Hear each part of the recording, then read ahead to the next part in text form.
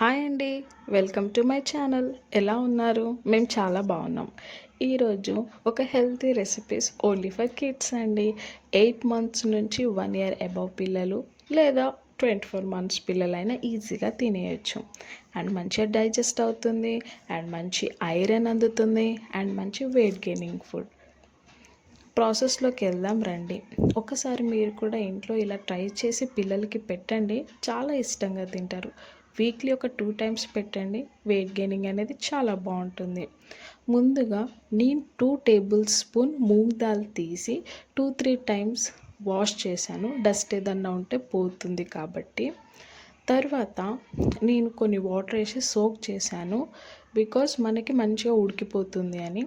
ఒక tablespoon గీ add చేస్తాను. గీ కొంచెం వేడయ్యాక కొంచెం చిటికెడు జీరా వేస్తున్నాను, మంచి డైజెషన్ కోసం అండి పిల్లలకి. తర్వాత జీరా కొంచెం చిటపటలాడాక నేను చిన్న చిన్నగా ముందుగా కట్ చేసి పెట్టుకున్న ఆనియన్ని యాడ్ చేస్తున్నాను. చిన్న చిన్న కట్ చేయండి, ఎందుకంటే పిల్లలకి పంటికి తగిలితే కొంచెం ఇష్టంగా తినరు. తర్వాత అది నార్మల్ ట్రాన్స్పరెంట్ కలర్ వస్తే చాలండి, మరి రెడ్గా రానవసరం లేదు. మిక్స్ చేశాక నేను ముందుగా వెల్లుల్లి రెబ్బల పొట్టు తీసి పెట్టుకున్నానండి. ఒక 3 వెల్లుల్లి రెబ్బలు యాడ్ చేయండి. అలా వెల్లుల్లి రెబ్బలు యాడ్ చేయడం వల్ల టేస్ట్ అనేది ఇంకొంచెం ఎన్హాన్స్ అయ్యి పిల్లలు చాలా ఇష్టంగా తింటారు. మనకి అది కూడా ఏం ఫ్రై అవ్వాల్సిన అవసరం లేదండి, నార్మల్ కొంచెం వాసన వెళ్ళిపోతే చాలు, అంతే. చిటికెడు పసుపు యాడ్ చేస్తున్నానండి. నెక్స్ట్ అది కూడా కొంచెం ఫ్రై చేశాక అందులోకి నేను ముందుగా కట్ చేసి పెట్టుకున్న పాలకూరని యాడ్ చేస్తున్నాను. ఇది కొంచెం పచ్చివాసన పోయి కొంచెం వాటర్ పైకి వచ్చే వరకు ఫ్రై చేయండి, అంతే.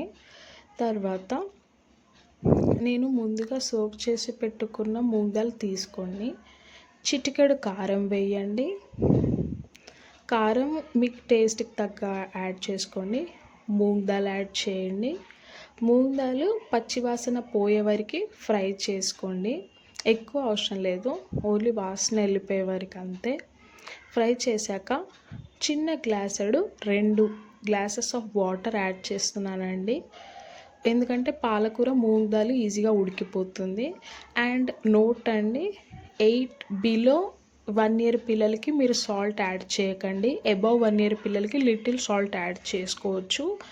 అండ్ నేను కుక్కర్కి 2 విజిల్స్ పెడుతున్నానండి, ఎందుకంటే అవి తొందరగా ఉడికిపోతాయి కాబట్టి 2 విజిల్స్ వచ్చే వరకు వెయిట్ చేద్దాం. 2 విజిల్స్ వచ్చాక పప్పు అనేది చాలా మెత్తగా ఉడికిపోతుందండి, 2 విజిల్స్ సరిపోతుంది. చూడండి నా పప్పు ఎలా ఉడికిపోయిందో. నాకు ఇది పప్పు చారులా కావాలి, సో నేను స్మాష్ చేసుకుంటున్నాను. ఒకవేళ మీకు ఇలానే తినాలనిపిస్తే మీరు తినేయచ్చు, నాకు చారులా కావాలి కాబట్టి నేను స్మాష్ చేస్తున్నాను. అండ్ మీకు ఇందులో కావాలంటే కొత్తిమీర అలాంటివి కూడా యాడ్ చేసుకోండి, అంతే అండి. చూసారా ఎంత ఈజీ రెసిపీ. పిల్లలకి ఒక్కసారి ట్రై చేసి పెట్టండి, చాలా ఇష్టంగా తింటారు, అంతే. ఒక ముద్ద నెయ్యిలో వేసి పెడితే 2 ముద్దలు ఎక్స్ట్రానే తినేస్తారు. ప్లీజ్ అండి, ఇంకా మీకు ఇలాంటి రెసిపీస్ కావాలంటే కమెంట్ చేయండి, నేను హ్యాపీగా చేసి చూపిస్తాను. ప్లీజ్ అండి, లైక్ చేయండి, షేర్ చేయండి, అండ్ సబ్స్క్రైబ్ చేయండి. మీ సపోర్ట్ నాకు చాలా అవసరం. And thank you for watching. Thank you.